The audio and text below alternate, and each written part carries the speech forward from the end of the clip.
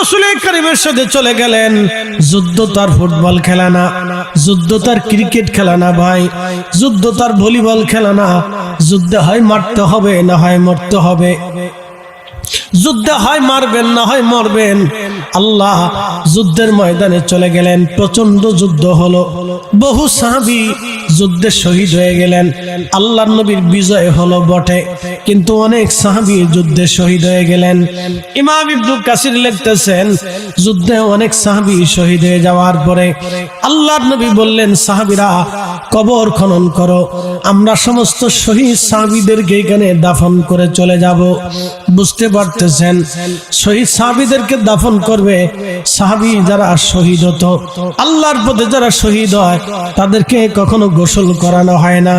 রক্তমাখা অবস্থায়, ওই অবস্থায় তাদেরকে দাফন করে দেওয়া হয়।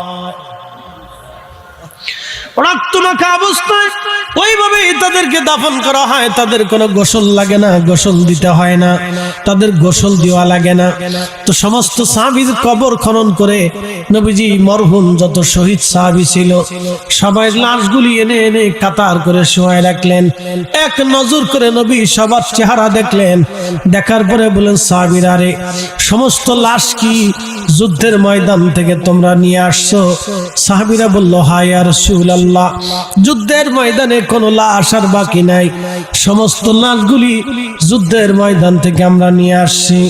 আল্লাহর নবী বললেন, সাহাবীরা রে, সবার লাশ যুদ্ধের ময়দান থেকে আনছো বটে, কিন্তু বলো তো আমার জুলাইবিব আমি কেন দেখি না? আমার জুলাইবিব কোথায়? খোঁজো। সাহাবীরা জুলাইবিবকে খুঁজতে লাগলো। সারা ময়দানে যুদ্ধের আশেপাশে কোথাও জুলাইবিবকে খুঁজে পাওয়া যায় না। আল্লাহর নবীর সাহাবীরা এসে বলেন, হুজুর আপনার বামন সাহাবী জুলাইবিবকে খুঁজে পাওয়া যায় না। আল্লাহর নবী ডাক দিয়ে বলেন, সাহাবীরা রে, তোমরা ভালো করে খুঁজে দেখো আমার জুলাইবিবের লাশ কোথায় পাওয়া যায় দেখো। খুঁজতে খুঁজতে সাহাবীরা যাইয়া দেখলেন হযরত জুলাইবিব রাদিয়াল্লাহু আনহু 7টা কাফেরের লাশের নিচে পড়ে আছে। 7টা কাফেরকে নিজে হত্যা করে জুলাইবিব তার নিচেই মরে পড়েছিলেন ওই অবস্থায়। আল্লাহু আকবার। জুলাইবিব শহীদ হয়ে লাশ কাফেরদের লাশের নিচে পড়ে আছে। আল্লাহর নবী সাহাবীরা লাশের নিচ থেকে ছোট্ট বামন সাহাবী জুলাইবিবকে বের করে নিয়ে আসলেন, কাঁধে করে নবীজির সামনে নামাইলেন। আল্লাহর নবী চোখের পানি ছেড়ে দিয়ে কেঁদে দিয়ে বললেন, সাহাবীরা রে, আমার জুলাইবিবকে মদিনার সবচেয়ে সুন্দরী নারী দেখে বিয়ে দিয়েছিলাম, কিন্তু আমার জুলাইবিব স্বামী স্ত্রীর কাছে না যাইয়া, স্ত্রীর সাথে বাসর না করি আমার ডাকে জিহাদের ময়দানে এসে শহীদ হয়ে গেছে। সাহাবীরা রে, সবার লাশ তোমরা কবর দাও, কিন্তু আমি আমার জুলাইবিবের লাশ আমি নিজের হাতে কবর দেব। একবার জোরে বলা যাবে কি মারহাবা। নবীনগরবাসী, নবীজি নিজে কাঁধে করে উম্মতের লাশ নিয়ে কবরের দিকে যাচ্ছিলেন। সাহাবীরা কাঁদলো, আহা জুলাইবিবের কত দারুণ ভাগ্য যে নবীজির কাঁধে চড়ে জুলাইবিব আজ কবরে যাচ্ছে। নবীজির খুশি নিয়ে জুলাইবিব চিরদিনের জন্য কবরে চলে গেল। জুলাইবিবের কোনো সন্তান নাই, কোনো বংশ নাই, পরিচয় নাই। তার একটা পরিচয় নবীর আশিক উম্মত, নবীর আশিক সাহাবী, যারই বীরত্ব, যারই ত্যাগ, যারই ভালোবাসা কিতাবের স্বর্ণাক্ষরে সুন্দর করে তার নাম লিখে দিয়ে দেয়া হলো।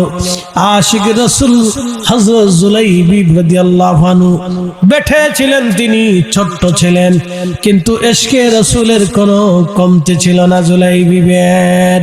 লাশ নিয়ে কবরের দিকে যাচ্ছিলেন। সাহাবীরা কাঁদলো, আহা জুলাইবিবের কত দারুণ ভাগ্য যে নবীজির কাঁধে চড়ে জুলাইবিব আজ কবরে যাচ্ছে।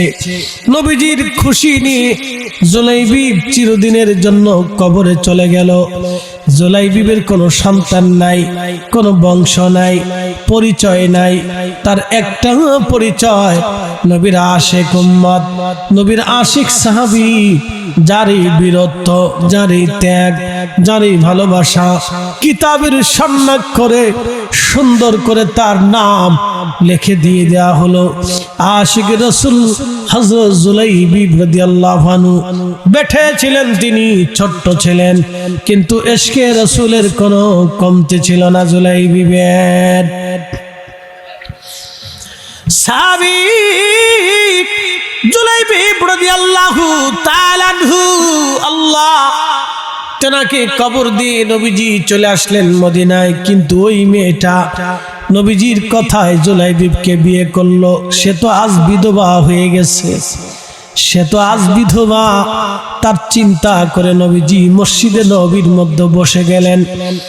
আল্লাহর দরবারে হাত বাড়ায় নবী কাঁদতে লাগলেন, হে রব, আমার কথা একটা মেয়ে আমার সাহাবী জুলাইবিবকে মহব্বত করে বিয়ে করেছিল।